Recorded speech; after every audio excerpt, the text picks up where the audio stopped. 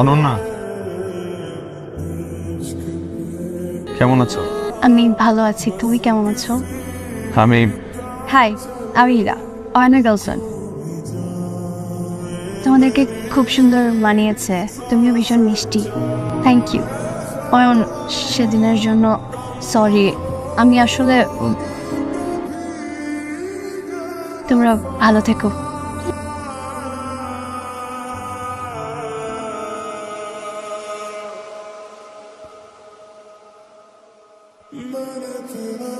তুমি আমার গার্লফ্রেন্ড। তুমি বললে কেন যে তুমি আমার গার্লফ্রেন্ড? তোমাকে দেখে মনে হলো তুমি ওর সামনে অনেক ডাউন ফিল করছিলে, তাই তোমাকে একটু সঙ্গ দিলাম। তুমিও একা না, তুমিও হ্যাপি। ফ্রেন্ডের জন্য তো এতটুকু করতেই পারি। আচ্ছা বলো না, ভালো লেগেছে না? ভালো লেগেছে, এটা ভাবতে ভালো লাগছে যে সবাই সবার লাইফ নিয়ে হ্যাপি আছে। আচ্ছা, তোমার এক্স বয়ফ্রেন্ডের সাথে যদি কখনো আমাদের এরকম হুট করে দেখা হয়ে যায়, আমরা সেম কাজটা করব। হীরাকে আজ অনেক আপন মনে হলো। ফাইনাল পারফরমেন্সের দিনটাও চলে এলো। Thank you. গত 5 মাসে তুমি আমার অনেক শখ পূরণ করেছো, যা আমি সবসময় ড্রিম দেখতাম। তোমার হাসিটা খুব সুন্দর। তুমি জানো, এই পৃথিবীতে কোটি কোটি মানুষের মাঝে কেউ একজন আছে যে সব সময় তোমাকে নিয়ে ভাব, যে তোমার হাসিতে হাসে, আবার তুমি দুঃখ পেলে সে কাঁদে। সত্যি? তার চোখের দিকে তাকালে তুমি তোমার পৃথিবী দেখতে পাবে, তোমার জীবনের না করা সকল পাগলামিগুলো করতে পারবে। অ্যামেজিং না ব্যাপারটা? কে সে? হয়তো সে তোমার লাইফে আছে, তোমার আশপাশে আছে, কিন্তু তুমিই দেখতে পাচ্ছ না। হয়তো বা সে তোমার লাইফে এখন আসেইনি। কিন্তু কিভাবে বুঝবো কে সে? যখন সে তোমার পাশে থাকবে, নিজেকে সবচাইতে হ্যাপি মানুষ মনে হবে। আবার সে যখন চলে যাবে, তখন অনেক মানুষের ভিড়ে নিজেকে একা মনে হবে। তুমি কিন্তু আমাকে ভাবনায় ফেলে দিলে। তাহলে চলো খুঁজে বের করি। চল।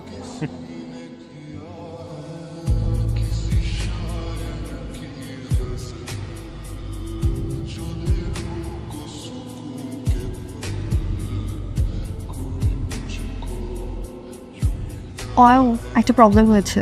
কি হলো আবার? একটু আগে আসিফ আমাকে কল করেছিল, কান্নাকাটি করছে, তাকে দেখা করতে চায়। করবা দেখা? আমি না বুঝতে পারছি না কি করব। করো, দেখো কি বলে। আচ্ছা, আমরা কিন্তু সেম জিনিসটাই করবো। আচ্ছা ঠিক আছে। আমার অনেক বড় ভুল হয়ে গেছে, প্লিজ আমাকে ক্ষমা করে দাও। আমি আসলে তখন সিচুয়েশনটা বুঝে উঠতে পারি নাই, কিন্তু এখন সিনারিওটা চেঞ্জ হয়ে গেছে, একটা জব করতেছি। হাই আসিফ, ও হচ্ছে অয়ন, বি ইয়ার ফ্রেন্ড। আপনাদেরকে দূর থেকে দেখলাম কথা বলছেন, তাই এসে একটা হাই দিয়ে যাই। ঠিক আছে, কথা বলেন। ইট ওয়াজ নাইস মিটিং ইউ।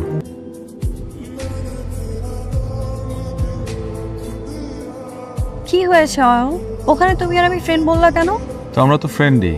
তখন তোমাকে দেখে মনে হচ্ছিল ওকে দেখে তোমার মধ্যে কিছু একটা চেঞ্জ আসছে। ওই মুহূর্তে তোমাকে ফ্রেন্ড বলাটাই আমার কাছে বেস্ট অপশন ছিল। আমি জানি তুমি এটা কেন বলেছো। আসলে ওকে এতদিন পর দেখে আমি নিজেকে কন্ট্রোল করতে পারিনি। কি বললো?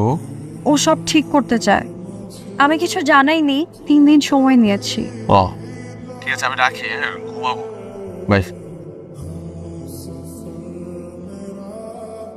তাকে কেন মনে পড়ে? হ্যালো, 2 দিন হলো তোমার কোনো খবর নেই। তুমিও তো ফোন দাওনি। বিকালে একটু দেখা করবা প্লিজ? ঠিক আছে, আমি বের হয়ে ফোন দেবো। আচ্ছা। কিছু মানুষ আমাদের মনে থেকে যায়, ভাগ্যে না। এভাবে বসে আছো কেন? এভাবেই ঠিক আছে। বলো, কি যেন বলবে? অয়ন, আমি না বুঝতে পারছি না আমি কি করবো। ও বলছে ও তখন অনেক প্রবলেমে ছিল, জবও হচ্ছিল না, সবকিছু মিলিয়ে ডিসিশন নিতে পারেনি কি করবে। এখন চাকরি হয়েছে, তাহলে তো হলোই। অথবা আসলেই কোনো সমস্যায় ছিল। আমি না বুঝতে পারছি না কি করব। আজকে আমার ডিসিশন ওকে জানাবো বললাম। আচ্ছা, জানিয়ে দাও। আমার মনে হয় তোমার সবকিছু ভুলে ওর কাছে ফিরে যাওয়া উচিত। আর আমার এটাও মনে হয় যে আজকের পর থেকে আমাদের কথা বলা বন্ধ করে দেওয়া উচিত। এভাবে কেন বলছো? কেন আসছো আমার লাইফে? হ্যাঁ, কেন আসছো আমার লাইফে তুমি? তোমার সাথে আমার দেখাই বা কেন হলো? আমার ভাগ্যটার উপর আসলে আমারই আফসোস হয়। আমার সাথেই কেন? ওয়াই? প্লিজ তুমি একটু শান্ত হও একটু। দুদিন যাবে আমি ঘুমাইতে পারি না, আজে বাজে স্বপ্ন দেখি, আমার দম বন্ধ হয়ে আসে, আমি কিছু খেতে পারি না। তুমি এগুলো বুঝবা না। তুমি বুঝবা কিভাবে? তুমি শুধু নিজের প্রয়োজনটা বোঝো।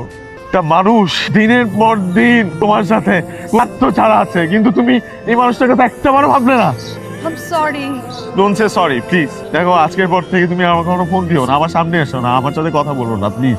তোমার লাইফ নিয়ে তুমি থাকো, আমার লাইফ নিয়ে আমাকে থাকতে দাও। তোমার গন্তব্য আলাদা, আমার গন্তব্য আলাদা, শুধু শুধু এক করার দরকার কি?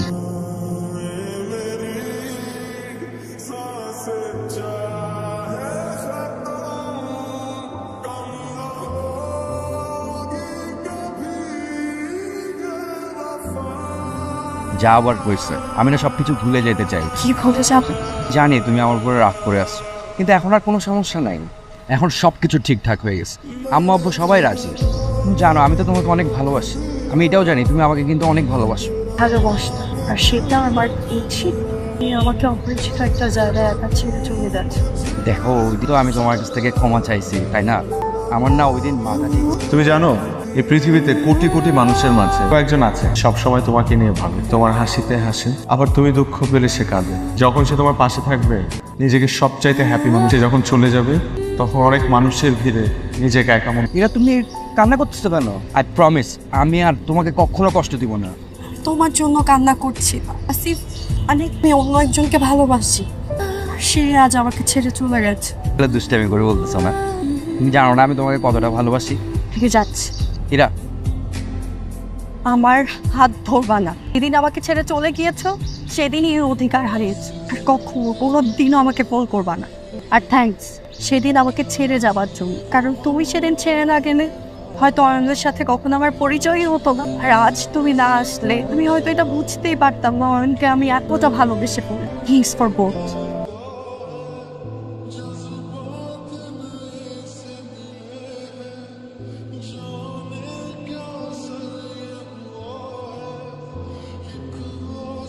তুমি এখানে? আসিফ কোথায়? চলে গেছে। কেন? আমি আমি চলে যেতে বলেছি, কেন চলে যেতে বলেছ? কারণ আমার তোমাকে লাগবে। কিন্তু আসিফ তোর সব প্রবলেম সলভ করে ফেলেছে, নিজের ভুল বুঝতে পেরেছে, একটা ভালো চাকরিও পেয়েছে। তাও কিন্তু যে মানুষটা ছেড়ে চলে গেলে নিজেকে শূন্য মনে হয়, সে আসিফ না। আমার মনে হয় আসিফ তোমার জন্য বেস্ট। আমার বেস্ট কাউকে না, আমার মতো একজনকে প্রয়োজন, যে আমাকে বুঝবে, পাশে থাকবে, কখনো ছেড়ে যাবে না। সেদিন আমি তোমার চোখে আসিফের জন্য জল দেখেছি। সেটা ভালোবাসা পাওয়ার জন্য ছিল না, সম্মানটা ফিরে পাওয়ার জন্য ছিল। আসিফ তোমাকে অনেক দেশ ঘুরাবে, তোমার সব স্বপ্ন পূরণ করবে। তবে তোমার সাথে ক্যাম্পে যেতে চাই, বিয়ের পর দুইজন একই তাঁবুতে থাকবো, কি না চাও? যেদিন আসিফ ফিরে আসছিল সেদিন ওকে না করে দাওনি কেন? মাঝে মাঝে কাছে থেকেও ভালোবাসার মানুষকে চেনা যায় না, দূরে গেলে তার শূন্যতা অনুভব করা যায়। এসব হবে না, তুমি আবারও আমাকে ছেড়ে চলে যাবে, আবারও কষ্ট পাবো। যাবো না, তোমাকেও যেতে দিব না। I love you. I love you a lot.